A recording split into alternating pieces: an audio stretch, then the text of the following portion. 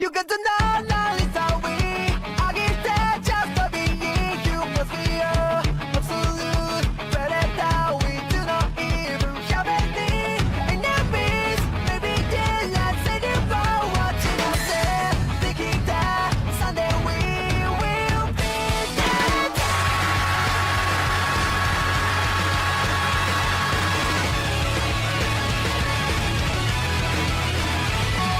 Ready to sing it, but I know I'll never leave. 'Cause it's here, but no doubt you want me. It's very small, like they were born. It's a fact that it was love. I hear my baby when we try.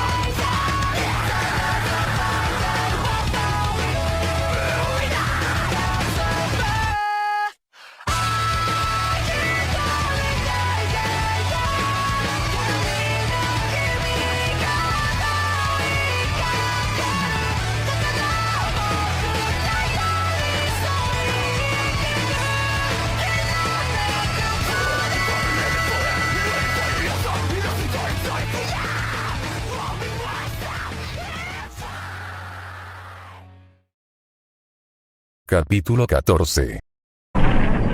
Cuando vio la llamarada roja dispararse hacia el cielo, el rey Franz supo que lo peor había sucedido. Era la señal que su hijo y él habían acordado para que sus fuerzas aliadas supieran que los guardias habían sido sometidos y que se habían abierto las puertas de la ciudad. Que se hubiera disparado mucho antes de lo planeado significaba solo una cosa: habían sido descubiertos y tenían que moverse ahora. A pesar de la urgencia de la situación, el rey Franz no se movió de inmediato. Continuó mirando fijamente la llamarada roja mientras se elevaba más y más alto en el cielo, antes de finalmente estallar en una flor carmesí. Al mismo tiempo, sintió como si todo en su vientre se hundiera más y más profundamente, cayendo a través de sus pies y directo al centro de la tierra. Maldita sea. Maldita sea. Maldita sea. El rey Franz apretó los dientes. La ira y la desesperación se congelaron en un lío confuso dentro de él. Le había dicho a su hijo, que era demasiado peligroso enviarlo a la ciudad con solo un puñado de guardias, pero no. Su hijo se negó a escucharlo. Si el plan tiene éxito, había dicho Nagel, entonces es imperativo que Albrecht permanezca inconsciente hasta el último segundo. Si no enviamos al menos a un miembro de la familia del príncipe como representante, seguramente sospechará de él. El rey Franz había visto la sabiduría de las palabras de su hijo, aunque incluso entonces no le gustó. Aún así, decidió confiar en su hijo y dejarlo llevar la carga. Y qué tonto soy por hacerlo. Apretando los dientes, el rey Franz se apartó de la señal y se volvió hacia su general. Envía un mensaje a los otros reyes, dijo el rey Franz. Es hora de ir. Pronto, el batir de los tambores, el batir de los cascos y los pies, y el crujir de las ruedas llenaron el aire.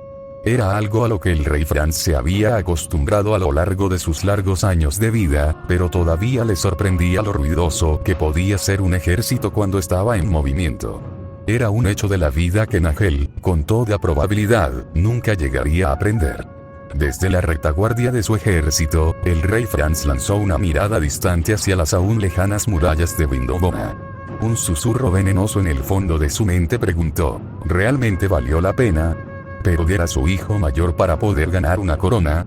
Pero el rey Franz negó con la cabeza y ahuyentó esos pensamientos. Nunca se trató de la corona.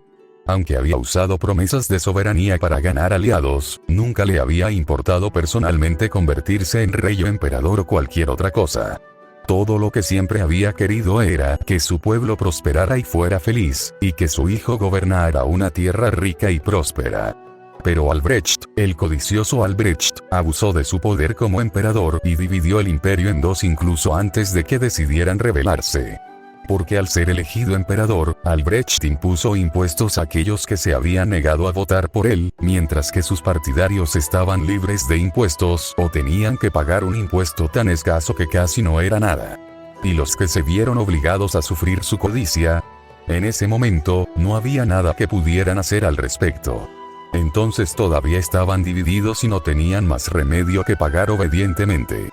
Bueno, el rey Franz ya no pudo lograr la mitad de lo que había querido, pero la otra mitad aún permanecía. Conociendo la crueldad de Albrecht, no había duda de que Nagel ya estaba muerto.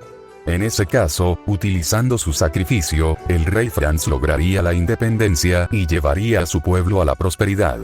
Y en esta batalla venidera, él personalmente también clavaría una espada directamente en el corazón de Albrecht. Esto lo juró. Henrietta estaba en el techo de la torre más alta del palacio del emperador Albrecht. Sus nudillos estaban blancos contra la almena, mientras agarraba la piedra con tanta fuerza que estaba segura de que podría haberse hecho añicos debajo de ella. A lo lejos, más allá de los muros exteriores de la ciudad, la fuerza combinada germano-tristaniana salió por las puertas. Desde tan lejos, le recordaron a Henrietta la arena que se derramaba de un reloj de arena roto. Palidecieron en comparación con la fuerza masiva que se les acercó como la marea creciente del océano. Varios otros nobles e incluso algunos príncipes estaban en la torre con ella. Hablaron en susurros entre ellos. El miedo se palpaba en el aire. Nadie sabía cuál sería el resultado de esta batalla y, sin duda, más de unos pocos estaban haciendo planes para escapar. Mazarin conjuró un hechizo de visión para Henrietta, haciendo que la humedad del aire se concentrara en una lente del tamaño de su cabeza frente a ella. El emperador Albrecht dirigía las tropas desde la retaguardia. Un acierto, pensó Henrietta.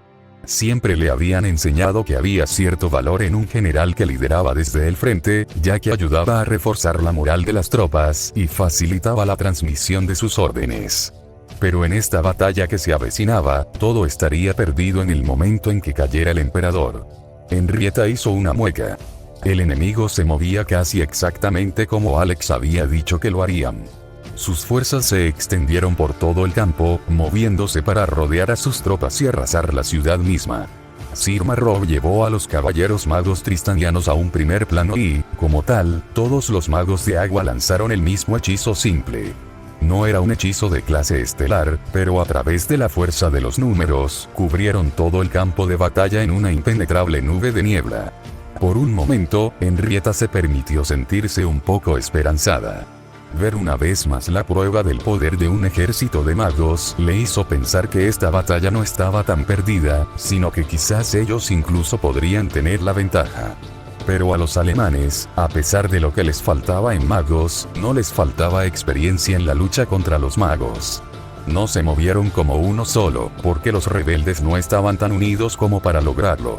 Sin embargo, todos los reyes y generales rebeldes llegaron a la misma conclusión de forma independiente, y tan pronto como se formó la niebla, los cuernos y los tambores resonaron en el campo de batalla y todo el ejército se retiró de la niebla.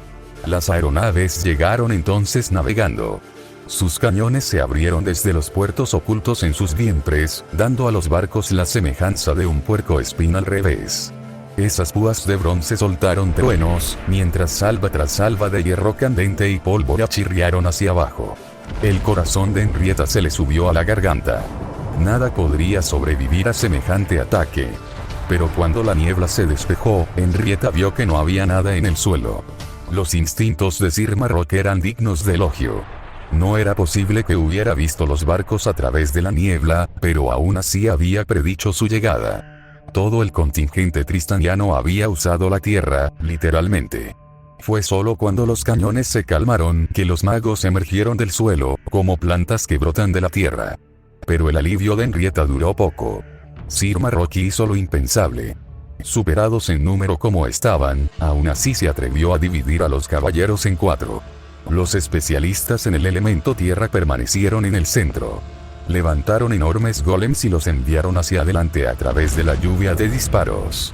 Los del elemento viento subieron al cielo. El suyo era el trabajo más importante, ya que necesitaban detener las aeronaves antes de que pudieran desencadenar una segunda descarga de cañones. El tercer y cuarto grupos eran un grupo mixto de fuego y agua. Se separaron hacia los flancos para ayudar a los imperialistas, que lucharon por hacer retroceder a las tropas rebeldes, que eran mucho más numerosas. Con ráfagas de fuego y agua, ráfagas de viento y construcciones de tierra, los tristanianos lucharon. Aunque eran pocos, su mera presencia los convirtió en el centro de una tormenta. Los rebeldes los atacaron por todos lados, sabiendo que si tan solo podían derribar a estos valientes hombres, entonces la batalla estaría casi ganada. Y aunque los caballeros lucharon valientemente, fueron cayendo lenta pero seguramente. Al final, incluso el más grande de los magos podría ser derrotado con simples matemáticas. En el cielo, la batalla también empeoraba.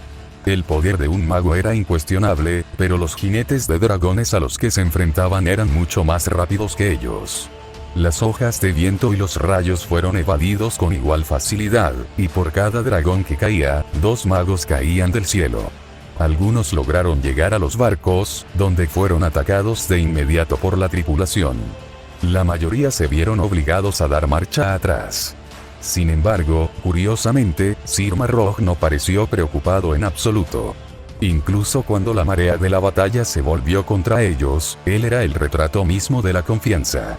Estaba de pie en el centro del campo de batalla con solo otro mago a su lado. Henrietta lo reconoció como el cuñado de Sir Marrog, aunque no recordaba bien su nombre. Antonio Antoine, tal vez. Los ojos de Henrietta se abrieron cuando se dio cuenta de lo que estaban haciendo los dos. Estaban preparando un verdadero hechizo de clase estelar, el aire a su alrededor parecía retumbar con poder. Al unísono, levantaron sus varitas en el aire, y un relámpago tan masivo que empequeñecería cualquier cosa que Henrietta hubiera visto antes se abrió paso a través del cielo. El trueno de su paso fue simplemente ensordecedor. Incluso desde aquí, Henrietta se vio obligada a taparse los oídos e hizo una mueca. Solo podía imaginar lo que debió haber sido para aquellos que estaban más cerca de los magos. Henrietta calculó que debía de haber sido casi tan malo como los dirigibles de madera, lo suficientemente desafortunados como para estar a la vista de Sir Marrog y su hermano.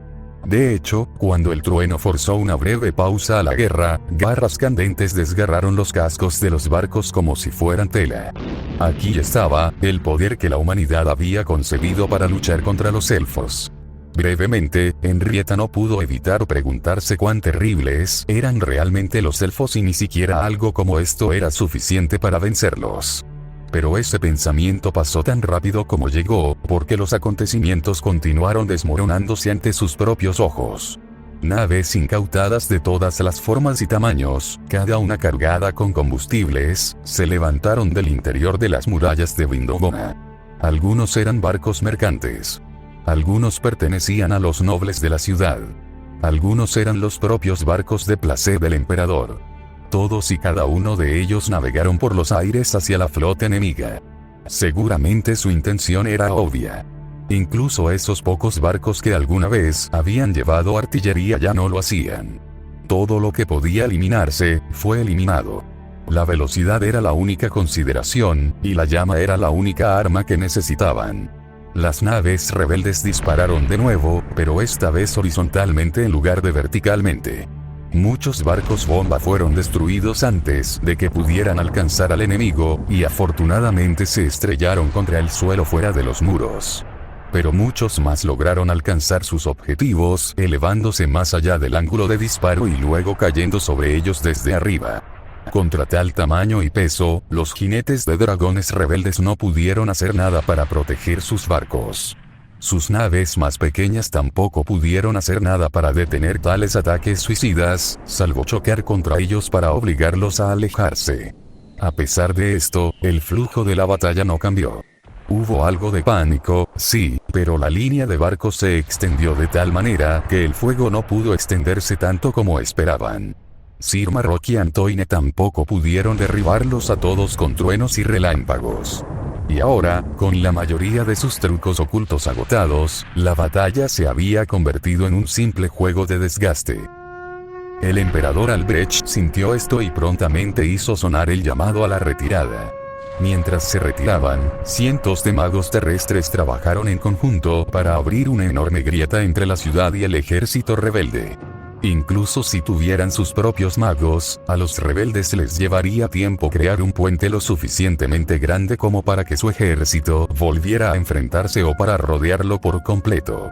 Por ahora, las fuerzas aliadas podrían centrar toda su atención en las aeronaves que se avecinan más adelante.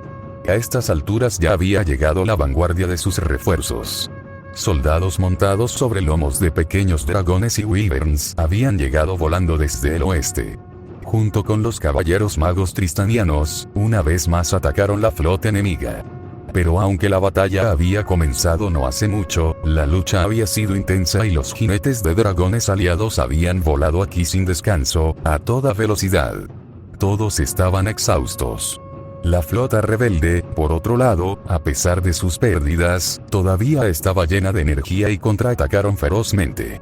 Hombres y bestias cayeron del aire como moscas, y las aeronaves continuaron avanzando inexorablemente. Una lluvia de llamas y hierro se desató sobre la ciudad. Los ciudadanos ya habían sido evacuados dentro de los muros interiores, pero la vista de Vindobon ardiendo rápidamente todavía era descorazonadora. Y mientras la ciudad ardía, Henrietta no pudo evitar apartarse de la vista de todo. El arrepentimiento llenó su boca, una bilis que se arrastró desde la boca del estómago. Esta no era su gente, sin embargo, su corazón se compadeció de ellos. Incluso si de alguna manera sobrevivieran a esta guerra, ¿cuántos años tardarían en recuperarse y reconstruirse? Y sus caballeros, sus valientes caballeros, ¿cuántas esposas e hijos llorarían por padres perdidos en suelo extranjero? ¿Por una guerra que nunca habían pedido ni querido? La duda se apoderó de su corazón. ¿Había sido su decisión de quedarse realmente la correcta? Henrietta no pudo soportarlo más. Huyó de la azotea, bajó las escaleras y los pasillos, y corrió y corrió y corrió, hacia donde no sabía. Todo lo que quería ahora era alejarse de todo esto, hasta que finalmente se derrumbó en el suelo. Pero no fue la dificultad para respirar o sus músculos ardientes lo que la hizo caer. Era el peso de la corona sobre su cabeza, aplastándola bajo su tacón de hierro. No sabía cuánto tiempo estuvo arrodillada allí, con la cabeza gacha, pero el sonido de la guerra se había convertido en algo distante para ella. Debe haber habido mucha gente buscándola, pero fue solo cuando sintió esa cierta calidez en su pecho y seguridad en su mente que supo que alguien finalmente la había encontrado. Debes pensar que soy un gran tonto, dijo en voz baja, una voz apenas más alta que un susurro. Si te hubiera escuchado, todo esto podría haberse evitado. Por un momento Alex no habló. Se cernió sobre ella en silencio. Henrietta no se atrevió a mirarlo a los ojos. ¿Qué encontraría allí? ¿Enfado? ¿Culpar? ¿O el reflejo de su propia culpa y vergüenza? Había una posibilidad, dijo finalmente, no sin amabilidad. Han subestimado sus caballeros. Usted pudo haber ganado. Pero no lo hicimos, respondió Henrietta, y ahora todos debemos de pagar el precio. Henrietta miró hacia arriba, sus mejillas estaban empapadas de lágrimas. Lo que encontró allí no fue ni ira ni culpa ni vergüenza. Solo había una sincera simpatía. De alguna manera eso la hizo sentir mucho peor. Todo lo que siempre quise fue la paz y la felicidad de mi pueblo, dijo. Incluso si tuviera que tragarme mis remordimientos, dejar a un lado mis propios sueños, estaba preparada para todo. Pero no he logrado nada aquí, salvo tirar las vidas de todos los caballeros leales que lucharon bajo mis órdenes. Debí de haber juzgado si las probabilidades eran mejores. Debí de haber buscado alguna otra forma de asegurar a Tristán de la reconquista. De lo contrario, debería de haber ideado un plan mejor que este, uno que podría haber salvado tanto a mis caballeros como a la gente de esta ciudad. No es porque seas una inepta. Alex se agachó frente a ella. Lentamente y con torpeza, extendió la mano y le secó las lágrimas de la cara. A pesar de todo, Henrietta no pudo evitar sonreír cuando vio la incomodidad en su rostro. Estaba claro que esto era algo que nunca había hecho antes, ni algo que estuviera particularmente interesado en hacer nunca más. Sin embargo, lo hizo voluntariamente. ¿No estás enojado?, ella preguntó. No, respondió Alex. Henrietta lo miró fijamente hasta que finalmente suspiró y puso los ojos en blanco. La verdad sí, un poco. Fuiste obstinada. Estúpida y cabezona, esas dos son lo mismo, intervino Henrietta. Pero te equivocas si crees que no eres apta para gobernar, continuó Alex, dejando atrás sus palabras. ¿Qué quieres decir?, preguntó Henrietta, con los ojos muy abiertos. Alex trató de retirar la mano de su rostro, pero Henrietta rápidamente se acercó y la agarró, manteniéndola presionada contra su mejilla. Alex suspiró, pero no luchó contra eso. Te dije antes cómo fui hecho, ¿no? Él dijo. Un experimento del gobierno, su finalidad era crear un arma con la que apuntar a personas que no les agradaban, dijo Alex. Si me preguntas, son monstruos como ellos los que no deberían ser gobernantes. Tú eres diferente, Henrietta. No eres como ellos. Eres amable, tal vez demasiado.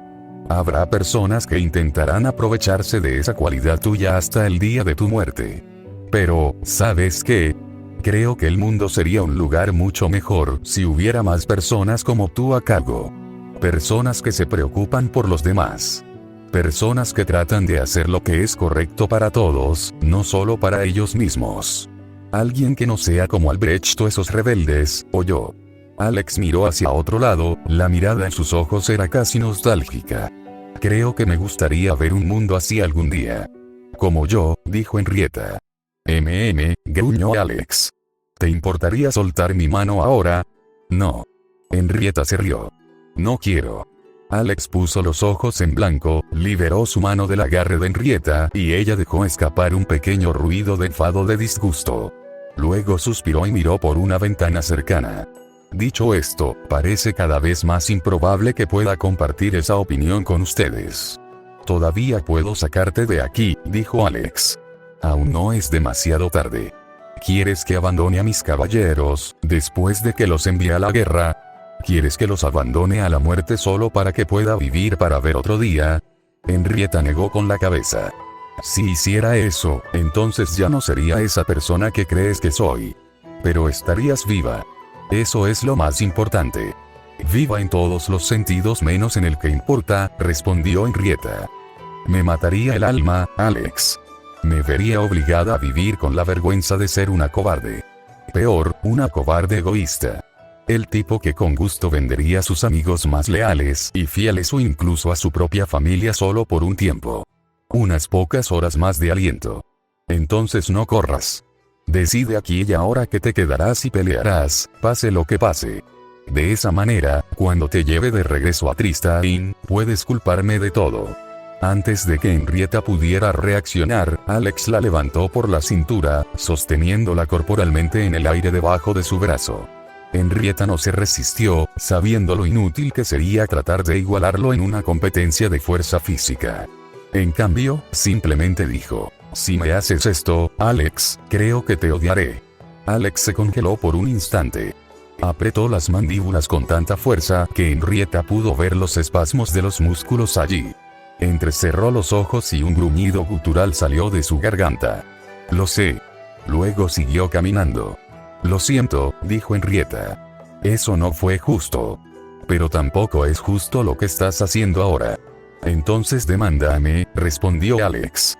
Dudo que respetes una citación judicial. Yo no lo haría. Cuán verdaderamente injusto. Por cierto, Alex. ¿Qué? Ya hemos pasado por muchas ventanas. Si tiene la intención de salir del palacio, ¿por qué no ha pasado por ninguna de ellas? Llama demasiado la atención, respondió Alex con brusquedad. No quiero lidiar con gente que nos persigue. ¿Es eso realmente? Henrietta lo presionó. ¿O quizás estás esperando que diga algo que te haga cambiar de opinión? Sí, claro, resopló Alex. Si realmente crees que puedes, adelante, inténtalo. Muy bien, dijo Henrietta. No creo que desees ser odiado, ni por mí ni por nadie más. Creo que eres un hombre mejor de lo que crees que eres. Un verdadero monstruo no sería capaz de reconocer la inmoralidad de sus propias acciones. No sería capaz de ver todo lo que ha hecho y sentir pesar o remordimiento. Destrocé Manhattan solo para poder castigar a las personas que pensé que eran responsables de convertirme en lo que soy, gruñó Alex. Maté a cientos de personas, miles, con mis propias manos, y soy responsable de la muerte de millones más. Y, sin embargo, todavía quieres ver un mundo mejor que ese, dijo Henrietta. Alqueginia no es perfecta, como puedes ver claramente. Y no sé si alguna vez se convertirá en ese mundo mejor al del que hablaste, pero nunca habrá una posibilidad de que un mundo así llegue a existir si continúas actuando de esta manera. Alex se detuvo de nuevo, y esta vez no se movió. Eso fue solo una fantasía, dijo Alex con desdén. Mientras haya gente buena, siempre habrá monstruos esperando para atacarlos. Quizás, pero es un sueño maravilloso de todos modos. Uno por el que vale la pena luchar. Lucha todo lo que quieras. Pero para hacer eso, primero tienes que salir viva de aquí, respondió Alex. ¿Qué es lo que quieres, Alex?, dijo Henrietta. Dices que quieres que una fantasía sea real, pero te niegas a luchar por ella. Te preocupas por mí, creo, pero quieres que me convierta en alguien que no deseo ser. ¿Qué es lo que quieres? Sé sincero. Dímelo todo. Y si estoy convencida de tus razones, te juro que volveré a Tristane sin pelear. Alex se detuvo al fin. Cerrando los ojos, respiró hondo y soltó el aire lentamente. Sus pensamientos estaban perturbados, Henrietta podía ver claramente, y cuando abrió la boca, sus palabras fueron lentas y deliberadas. Hay algo en lo que he estado pensando, desde que desperté aquí, dijo. No, tal vez fue incluso antes de eso. Ya no soy humano, ya no. O tal vez nunca lo fui. Pero todavía puedo pensar como lo hacen los humanos. Todavía puedo sentir como lo hacen los humanos. Y tal vez solo sean los recuerdos que le robé a todos los que consumí, pero como sea que los obtuve, siguen siendo míos ahora. Así que dime, Henrietta. ¿Dónde encaja alguien, algo, como yo? ¿A dónde pertenezco? Alex, has tenido la respuesta desde el momento en que te llamé. ¿Lo has olvidado? Henrietta le sonrió. Eres mi familiar y mi amigo. Y mientras yo viva, siempre tendrás un lugar a mi lado. Alex reflexionó sobre sus palabras en silencio. Luego, por fin, la dejó de pie. Henrietta se frotó el estómago, donde todo su peso había estado presionando sobre el brazo de Alex. Oh, mucho mejor. Bien, dijo Alex, suspirando. Tú ganas. No te obligaré a volver a casa. Así que prométeme una cosa. ¿Qué cosa? Alex volvió la cabeza hacia la dirección de la batalla y entrecerró los ojos. Ahora estaban más cerca. La canción de la guerra se pudo escuchar una vez más claramente a través de los pasillos.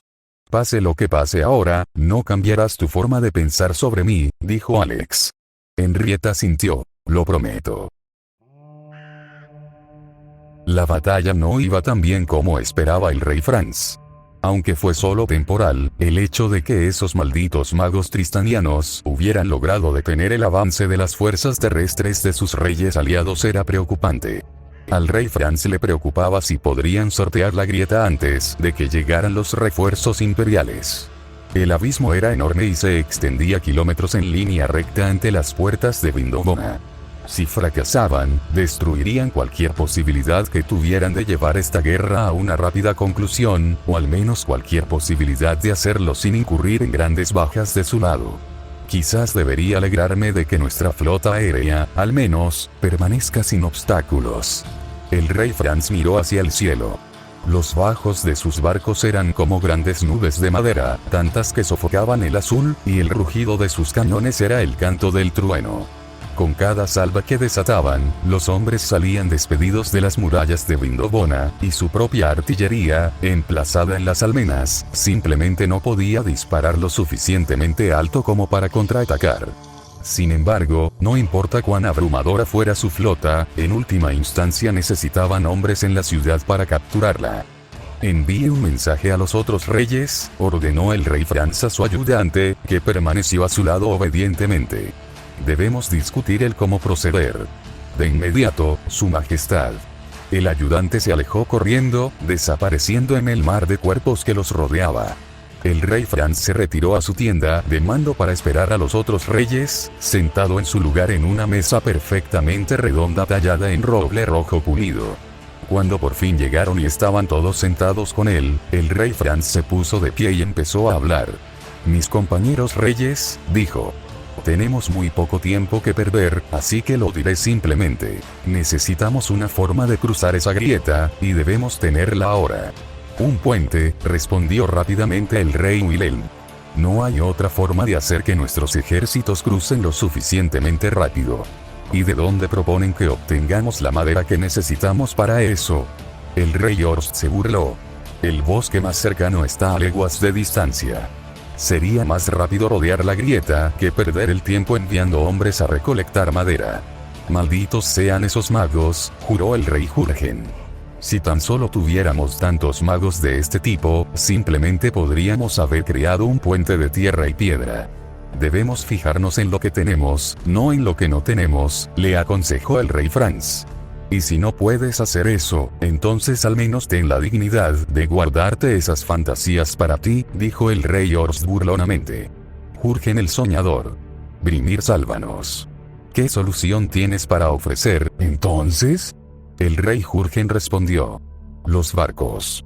El rey Horst cruzó las manos sobre la mesa y miró al otro rey. No hay otra forma. Debemos aterrizar los barcos y usarlos para transportar a nuestras tropas a través de la grieta. Eres estúpido. El rey Jurgen dio una palmada en la mesa y se rió burlonamente. Sería mejor enviar hombres al bosque, en ese caso. ¿Cuánto tiempo crees que tomarán nuestros barcos para llevar a nuestros hombres de un lado a otro, ida y vuelta? ¿Cuán dispuesto estás para arriesgarte a ponerlos dentro del alcance de los cañones enemigos cuando aterricen? El intercambio se volvió más acalorado.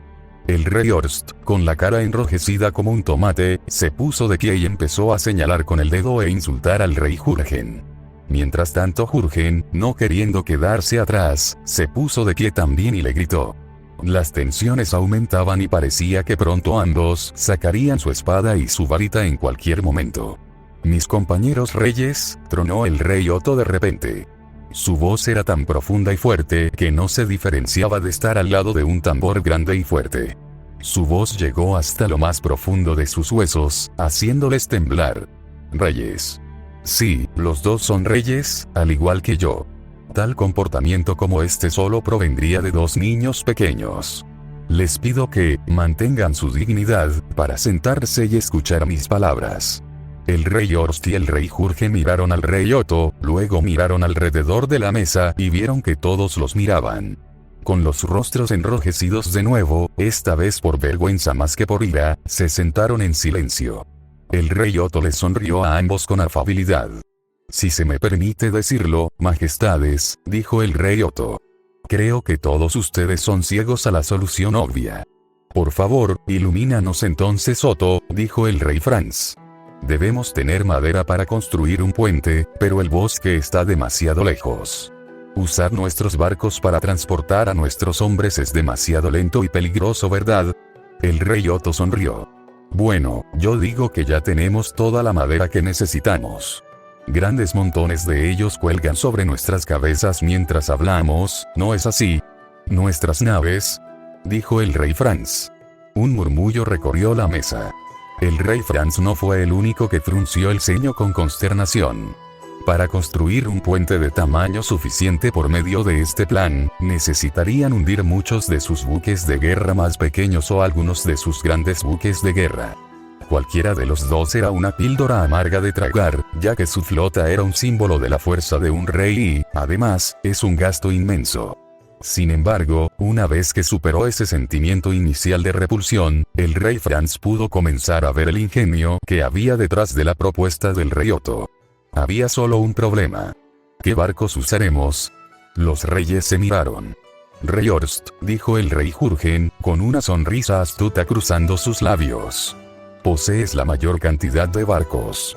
No creo que tengas las bolas de poner tus barcos, para que podamos vencer a nuestro odiado enemigo, ¿verdad? Comadreja babosa. Espetó el rey Horst.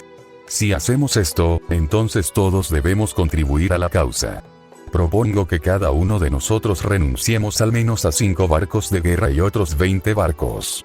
¡Absurdo!, gritó el rey Wilhelm.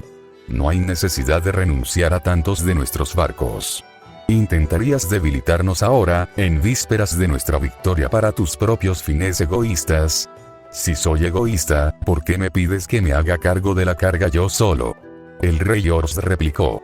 Reyes, tronó de nuevo el rey Otto. No me dejaron terminar. Como propuse el plan, serán mis barcos los que usaremos para esta tarea. A cambio, sonrió el rey Otto, todos me entregarán la mitad de las riquezas de Vindobona. La mitad. El rey Horst estaba furioso. Es demasiado. Es lo justo, respondió el rey Otto. Necesitaré al menos eso para cubrir los costos. Estoy de acuerdo, dijo el rey Franz, interrumpiendo a los demás antes de que pudieran protestar más.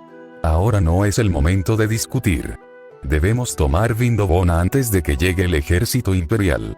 El rey Otto se ofrece gentilmente a entregar sus propios barcos para facilitar nuestro paso. No debemos envidiarle el precio apropiado por ello, porque estamos reunidos aquí para luchar por nuestra libertad o por la exigua riqueza de una sola ciudad. Una sola ciudad que tiene la riqueza de un imperio, murmuró el rey Ost. Oh, muy bien. El rey Otto tendrá derecho a coger los frutos más selectos, como le plazca. Está bien. De acuerdo, dijo el rey Jürgen a regañadientes. De acuerdo, dijeron los otros reyes. Entonces no perdamos más tiempo aquí, declaró el rey Franz. Nos movemos de una vez. Minutos más tarde, el rey Franz estaba afuera en una pequeña loma, con vista al claro que habían hecho para desmantelar las filas de barcos que ahora estaban anclados en el suelo. Mientras el resto de la flota proporcionaba fuego de cobertura, sus ingenieros se pusieron a trabajar en la construcción de una serie de 5 puentes separados, cada uno lo suficientemente ancho como para permitir que 5 carros pasasen uno al lado del otro. Pronto, hijo mío. El rey Franz agarró el pomo de su espada, enfundada en su cadera, mientras su otra mano se apretaba en un puño alrededor de su varita. Chispas de electricidad bailaron en su punta. Pronto el emperador pagará por sus crímenes, al igual que su traicionero hermano pequeño. Y entonces nuestra gente será libre. Si había otro arrepentimiento que tenía el rey Franz además de la muerte de su hijo mayor, era su fracaso en matar a la princesa Henrietta. Llevar su cabeza a Reconquista habría sido la moneda y el mortero para solidificar una alianza con el poder en ascenso de la época, una alianza que habría asegurado el futuro de su reino. Porque el rey Francisco sabía que una vez ganada su rebelión, lo que seguiría sería una era de caos. Al principio habría paz, ya que cada rey se tomaba su tiempo para lamer sus heridas. Entonces empezarían a buscar tierras y tesoros en sus vecinos. Por eso había estado más que feliz de acceder a las demandas del rey Otto. La mitad de la riqueza de Vindobona sería más que suficiente para reconstruir su flota 3 veces, y ningún otro rey estaría satisfecho con eso. El rey Otto había pintado un blanco en su propia espalda, escrito en oro. Desafortunadamente, ese plan había fallado. Tendría que pensar en otro para asegurar el futuro de su reino. Pero eso fue un problema para otro momento. Por ahora necesitaba concentrarse en la batalla que se avecinaba. Y si había otra preocupación que tenía por esta batalla ahora, era que alguien más pudiera matar a Albrecht antes que él. El rey Franz consideró este dilema por un momento. Aunque él quería ser quien personalmente atravesara con una espada el corazón de ese hombre, la idea de que el gran emperador de Germania podría morir al final de la lanza de un plebeyo era bastante atractiva por derecho propio. Decidió entonces que convertiría a quien quiera que le diera el golpe mortal al emperador en un gran señor de su reino, independientemente de su nacimiento o posición. El rey Franz recorrió con la mirada el horizonte del campo de batalla. Cuando sus ojos se movieron más allá de las puertas, pensó que vio algo oscuro y pequeño pasar por el borde de su visión. Agitó la mano, pensando al principio que no era más que una mosca o un mosquito que se había acercado demasiado.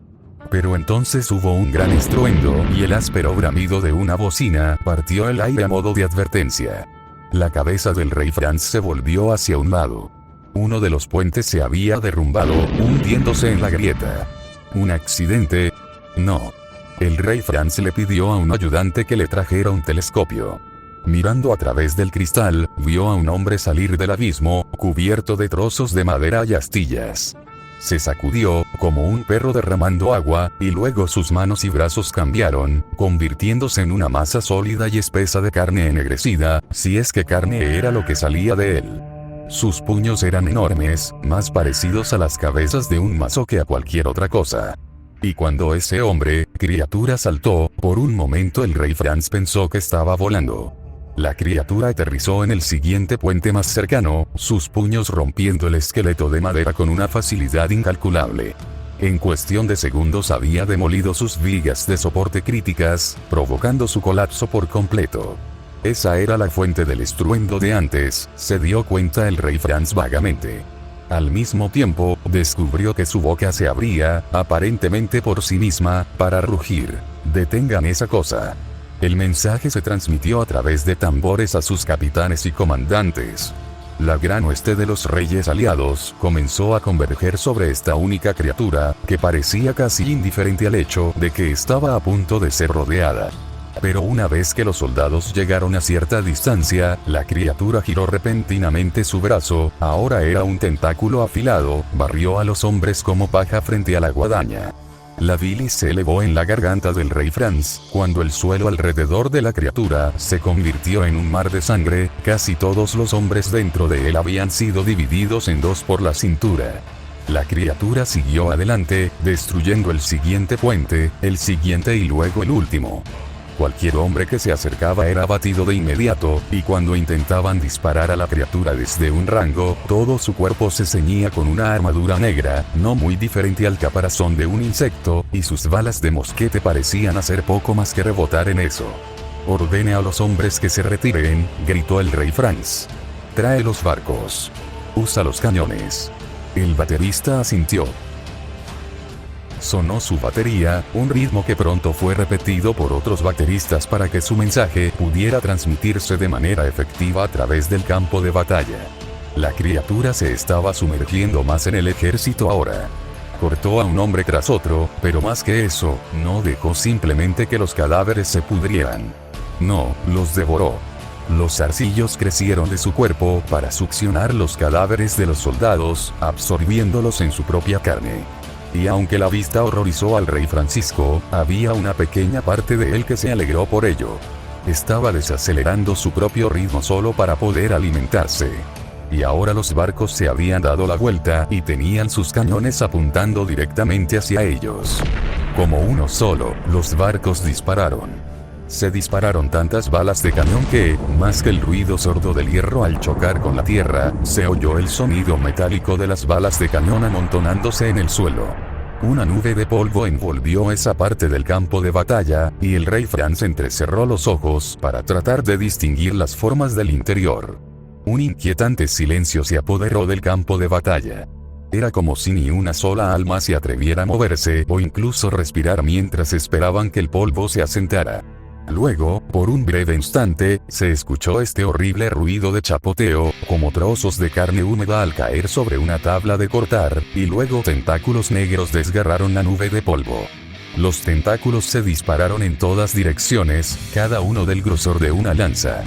Destrozaron todo lo que tocaron, destrozando cuerpos, armaduras y armas por igual. Y también subieron, alcanzando los barcos que estaban muy por encima. La mayoría permaneció fuera del alcance de los tentáculos, pero los que habían descendido para apuntar mejor a la criatura estaban dentro de su alcance. Los tentáculos atravesaron los cascos, se enrollaron y rodearon sus mástiles, y cuando la criatura retiró todos sus apéndices adicionales, arrastró los barcos con ellos. Las grandes bestias de madera descendieron, lanzando un último grito agonizante.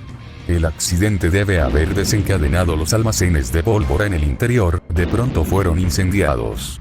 El creciente ruido crepitante de leña se convirtió en el único sonido que podía oír, ya que una vez más el silencio dominaba el campo de batalla.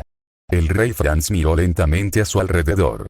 El mundo estaba tan rojo que apenas podía empezar a contar cuántos habían muerto. Debe haber al menos 1000. Quizás 2 o incluso 3. Solo aquellos que se quedaron más lejos de la criatura habían sobrevivido. El olor cobrizo de la sangre era tan denso que más de uno de esos supervivientes se desplomó y vomitó. Entonces sonó una bocina, y otra y otra. Los tambores también resonaron. El sonido de la retirada.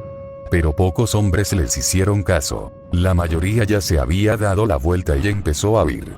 No hubo orden, solo una derrota. No, no es una derrota.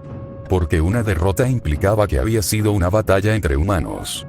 Lo que era esto era la huida aterrorizada de una presa ante su depredador. Alguien agarró al rey Franz por el brazo y lo hizo saltar, pero solo era su ayudante. «Señor», dijo.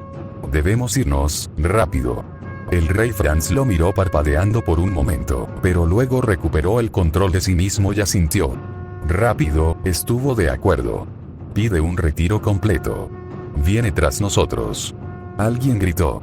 El rey Franz miró para encontrar que la criatura ya se estaba abriendo camino a través de su ejército, dirigiéndose directamente hacia. Los ojos del rey Franz se agrandaron. Hacia él. ¿Qué quiere de mí? El rey Franz gritó. La criatura incluso ignoraba a los otros reyes y sus ejércitos, aunque varios habían estado más cerca de él. Soldados. Deténganlo. Pero los pocos que tenían los medios para obedecer no lograron detener lo que todo un ejército no pudo contener. La criatura estaba aquí, echando a un lado a los guardias con un despectivo movimiento de sus brazos. Agarró al rey Franz por el cuello y acercó su rostro al suyo, mirando profundamente a los ojos del rey. En sus ojos no había más que odio. Así que el emperador todavía poseía tal arma en su arsenal, dijo el rey Franz. Decir que estaba tranquilo habría sido incorrecto. Estaba entumecido. Cada parte de él había perdido el sentimiento. Incluso cuando hablaba era como si alguien más estuviera moviendo la boca por él. Lo único de lo que era realmente consciente eran sus propias respiraciones cortas y superficiales, y que la muerte estaba sobre él. La criatura lanzó un gruñido, profundo y gutural. No soy su arma. Eres un monstruo. La mano de la criatura se apretó. Lo soy, respondió, antes de clavar sus garras de acero directamente en su pecho.